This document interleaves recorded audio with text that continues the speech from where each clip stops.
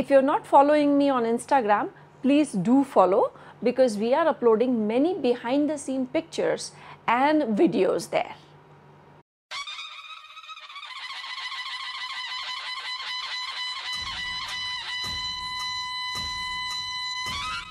आप सभी को गणेश चतुर्थी की हार्दिक शुभकामनाएं. तुम्हा सर्वांना गणेश चतुर्थीच्या शुभेच्छा. Wish you all a very happy Ganesh Chaturthi and welcome to After All It's Science. आज जो हम डिस्कस करेंगे वो गणेश चतुर्थी से ही रिलेटेड है. 10 दिन का हमारा एक सेलिब्रेशन होता है, फेस्टिविटी होती है. इस गणेश चतुर्थी का जो हम पूरा हमारा 10 दिन का प्रोग्राम होता है उसमें कुछ 3 चीज़ें हैं जो बहुत इम्पॉर्टेंट है और उन 3 चीज़ों पर आज हम मेन डिस्कस करेंगे.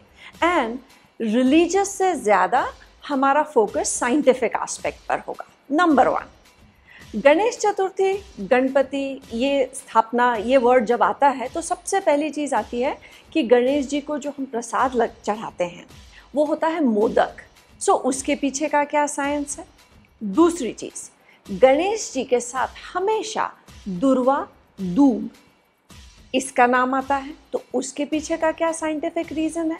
And third and the most important thing is जो आइडल हम बनाते हैं, जो मूर्ति हम बनाते हैं, क्ले की हो सकती है या हल्दी की भी बनाते हैं और फिर उसका विसर्जन करते हैं, तो इसके पीछे का क्या साइंस है.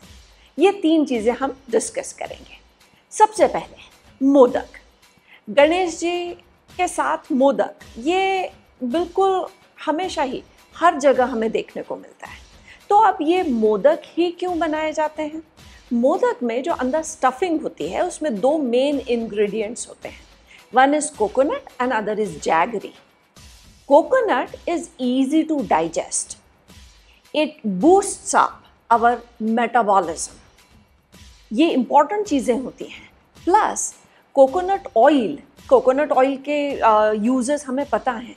It is very good in the form of good cholesterol. So हम कहते हैं हमारी बॉडी में जो गुड कोलेस्ट्रॉल है वो कोकोनट बूस्ट करता है या ये उसका सोर्स है. मॉनसून में कई बार कॉमन इन्फेक्शंस होते हैं. उन इन्फेक्शंस से फाइट करने के लिए भी कोकोनट बहुत इम्पॉर्टेंट है. तो जब हम मोदक के अंदर स्टफिंग बनाते हैं तो coconut becomes the most important ingredient और उसका रीज़न साइंटिफिक है. ये बहुत सारे बेनिफिट्स हैं जो हमें कोकोनट से मिलते हैं. दूसरा इंग्रेडिएंट होता है जैगरी.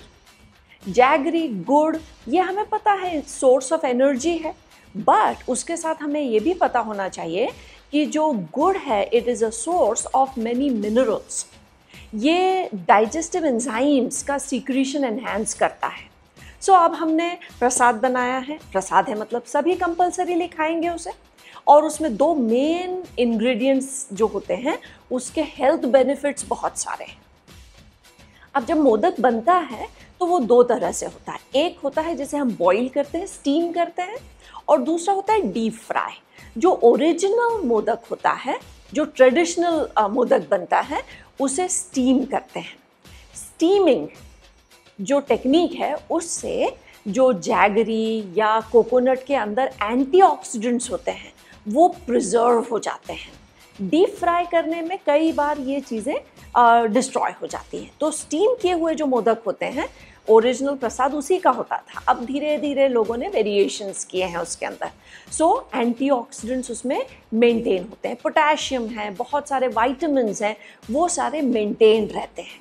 सो अब गणेश चतुर्थी के टाइम अगर हम मोदक का प्रसाद लेते हैं तो उसमें कितनी सारी न्यूट्रिटिव चीज़ें हैं जो हर एक इंडिविजुअल को मिलेंगी कंपल्सरीली, और ये आप ऑन अ रेगुलर बेसिस ले सकते हैं.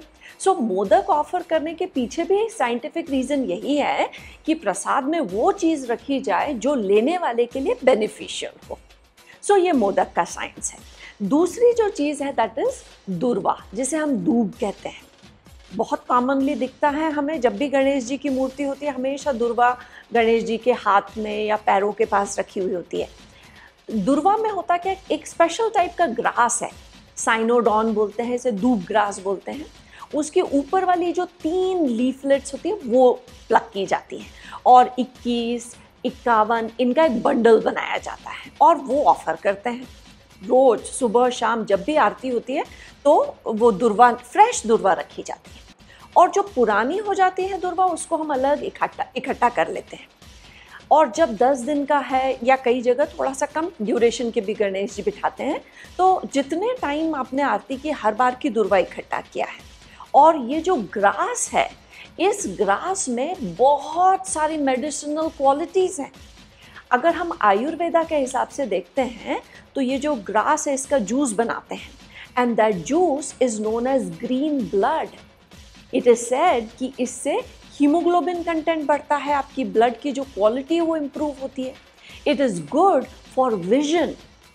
ये जो ग्रास है उसमें जो केमिकल्स हैं, अब ह्यूमन बीइंग्स हम ग्रास तो कंज्यूम नहीं करते हैं, so how do we get those medicinal things in our body?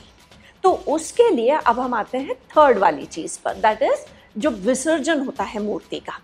अब विसर्जन के पहले लेट अस टॉक अबाउट कि हम जो आइडल होता है वो किस चीज़ का बनाते हैं। ओरिजिनली जो गणेश जी का आइडल होता था वो मिट्टी से बनता था, क्ले से बनता था, या हल्दी से भी बनाते हैं। क्ले कहाँ से लाएंगे?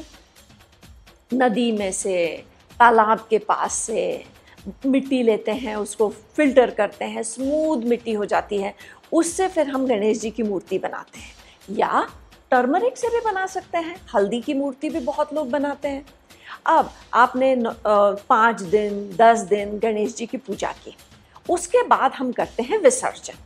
अब अगर क्ले का हमारा आइडल है उसे हम विसर्जित करते हैं, so this clay goes back into the water, और ये वहीं से हमने लिया था वाटर बॉडी से, सो नॉन पोल्यूटिंग चीज़ है ये। सो ये वापस पूरा का पूरा नेचर में चला जाता है। सो दिस ऑल्सो एक्सप्लेन्स कि जहाँ से जो चीज़ आई है वहीं पर जाना, ये उसका एक सिंबलाइजेशन है। बट क्ले की मूर्ति हम वापस कर देते हैं। अगर हमने हल्दी या टर्मरिक का आइडल बनाया है उसे भी विसर्जित कर सकते हैं। And turmeric we know has very high antiseptic and medicinal value. तो अब ये दोनों चीज़ें अगर पानी में जाएंगी तो पोल्यूशन तो कहीं भी नहीं है, ऑन द कॉन्ट्ररी जो वाटर है उसकी क्वालिटी इम्प्रूव हो जाएगी। आप जब हम गणेश जी की मूर्ति का विसर्जन करते हैं तो उसके साथ में ये दुर्वा भी विसर्जित होती है। अभी हमने दुर्वा की बात की कि इस ग्रास में मेडिसिनल प्रॉपर्टी वाले केमिकल्स हैं। अब ये केमिकल्स जब पानी में जाएंगे अलॉन्ग विद द आइडल, सो ये केमिकल्स वाटर में मिल गए, और वाटर नदी का ही पानी हमारे घर पे आता है एज ड्रिंकिंग वाटर। सो वो मेडिसिनल जो प्रॉपर्टीज़ हैं वो ग्रास की वाटर में आ जाएंगी, और वहाँ से that water is going to come to us. That means उसकी जो मेडिसिनल वैल्यू है that is coming back to us. So ये 3 इम्पॉर्टेंट चीज़ें होती हैं जब भी हम गणेश चतुर्थी या गणेश जी की बात करते हैं।